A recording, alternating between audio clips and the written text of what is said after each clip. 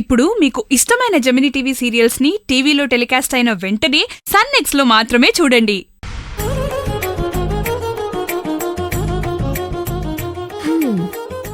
హే మిర్చి, నువ్వు నేను సిస్టర్స్ అంతే. మనిద్దరి క్వాలిటీస్ ఒకటే.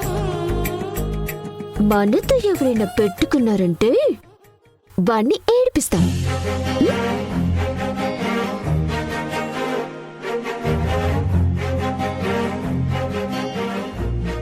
ఆడుతూ పాడుతూ పని చేస్తుంటే అలుపు సొలుపేమున్నది, ఇద్దరమొకటై చేయి కలిపితే ఎదురేమున్నది, మనకు కొదవేమున్నది. ఆడుతూ పాడుతూ పని చేస్తుంటే అలుపు సొలుపేమున్నది, ఇద్దరమొకటై చేయి కలిపితే ఎదురేమున్నది, మనకు కొదవేమున్నది.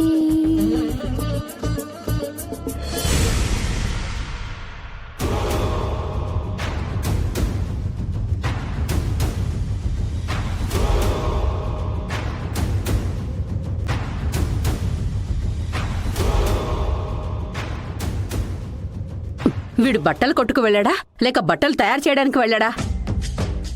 ఇంతసేపు అయింది, ఇంకా తిరిగి రావట్లేదు వీడు. బట్టలు కొనమని 50,000 ఇచ్చావు. అంత డబ్బు ఆడి చేతిలో పెడితే కోతి చేతికి కొబ్బరికాయ ఇచ్చినట్టే కదా. నా కొడుకేమీ అలాంటి వాడు కాదు. వాడు చాలా మంచోడు, అమాయకుడు. ఆహా. నీలాగే ముదురు కాదు. సర్లే, నువ్వేదైనా అనాలంటే నన్నే కదా అనేది.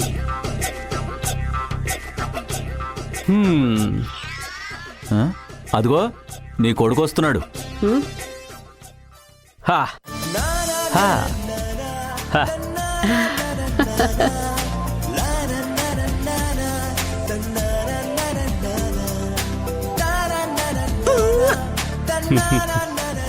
ఒరేయ్, కొత్త బట్టలు కొనడానికి వెళ్ళావా లేదంటే కొట్టుకు రావడానికి వెళ్ళావా? అదేంటి నాన్న అలా అంటావు? లేకపోతే మరేంట్రా? కొత్త బట్టలు కొనుక్కోవడానికి వెళ్ళిన వాళ్ళు ఎవరైనా కొత్త బట్టలు వేసుకుని తిరిగి వస్తారా? పైగా ట్యాగ్ కూడా తీయలేదు. అమ్మకు చూపించాలి కదా. అమ్మా ఇదిగో pant 20,000, shirt 20,000, top to bottom మొత్తం కొత్తగా మార్చేశానమ్మా. ఎలా ఉన్నానమ్మా?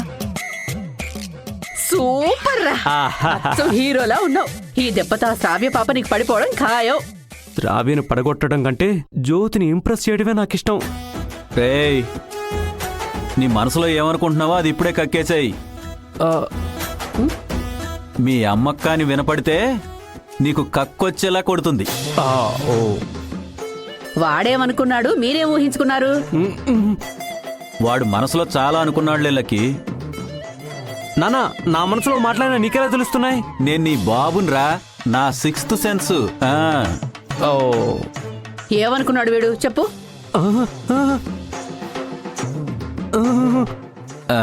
ఏం లేదు లక్కీ, నీకు రాబోయే కోడల గురించి అనుకుంటున్నాడు. నా ఇంటి కోడలు శ్రావ్యనే. శ్రావ్య పాపని మనం ఎలాగైనా కలిసి తనని మన బుట్టలో వేసుకునేందుకు ట్రై చేయాలి. ఈ ఇంటి దాకా తీసుకురావాలి. అప్పుడు అడ్డు చెప్పేవాళ్లే ఉండరు. దాని మాటలని ప్యాంపర్ చేసి భజన కొట్టేవాళ్లు ఉండరు. శ్రావ్యని ఇంటికి తీసుకొచ్చేసి వీణ్ణి దాన్ని ఒక గదిలోకి పంపించేస్తే మనసు విప్పి మాట్లాడుకుంటారు. అప్పుడు తన గురించి వీడికి అర్థమవుతుంది, వీడి గురించి తనకి అర్థమవుతుంది. లక్కీ, నువ్వు చాలా రిస్క్ చేస్తున్నట్టు అనిపిస్తుంది. చిచి, మీరెప్పుడు ఇలాగే అంటారు. రే అవినాష్, శ్రావ్యని ఏకాంతంగా తీసుకెళ్లి మాట్లాడతావుగా? ఏకాంతం? అది ఆకాంతతో గుండె దడేల్మంటుందమ్మా. వీరికి సన్నాసి. దాన్ని ఎలాగైనా పట్టుకొని మన ఇంటి దాకా తీసుకొచ్చి దాన్ని మాయ చెయ్యాలి. ఎలా మాయ చేయాలి, ఏం చేయాలనేది నేను మొత్తం చెప్తాను. సరేనా? పద. ముందా ట్యాగ్ తీరా. పదరా. రాజీవ్ దొరికాడా? వాడు దొరికాడా? లేదమ్మా, వాడు దొరకలేదు. దొరకలేదా?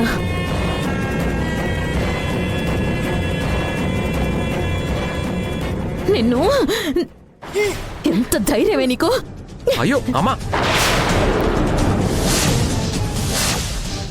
నా పర్మిషన్ లేకుండా ఆ ఫోటో నమ్మేశావు.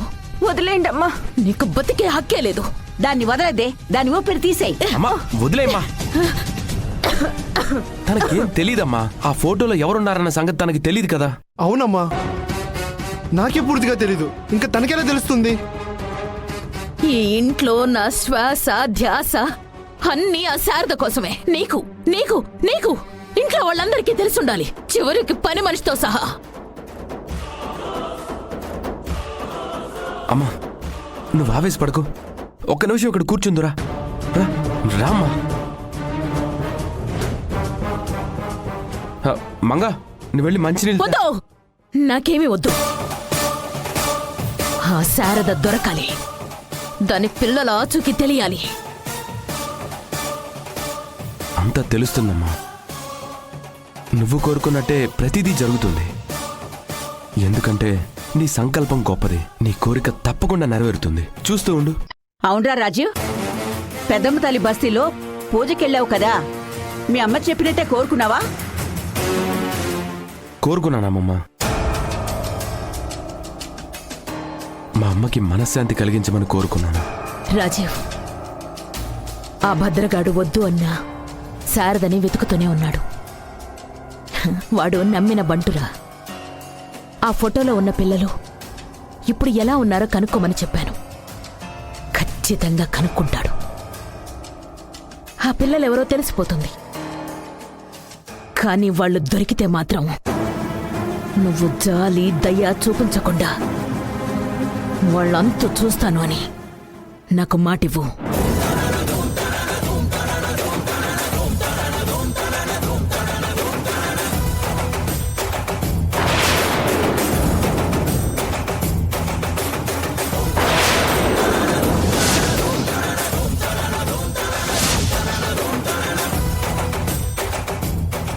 అదేంటమ్మా నన్ను అనుమానిస్తున్నావా?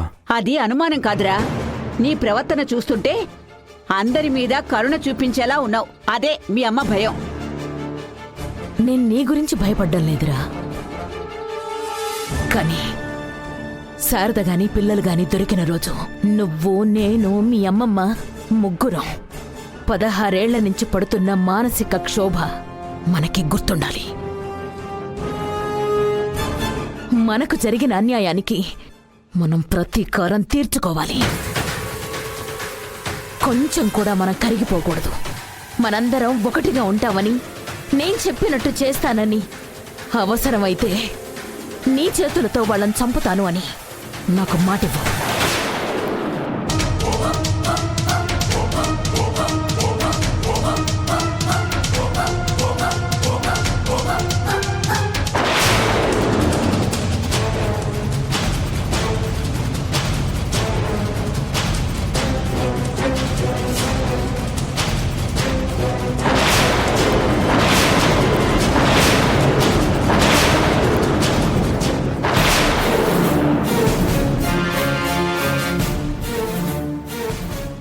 రోజుల్లో ఒక పని అవ్వాలని సంకల్పించుకున్నానమ్మా.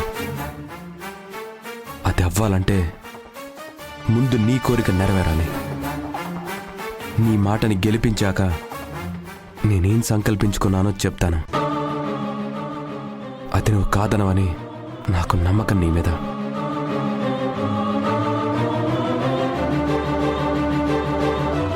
శారద దాని పిల్లల అంతు చూశాక నువ్వేం అడిగినా నేను కాదన్ను.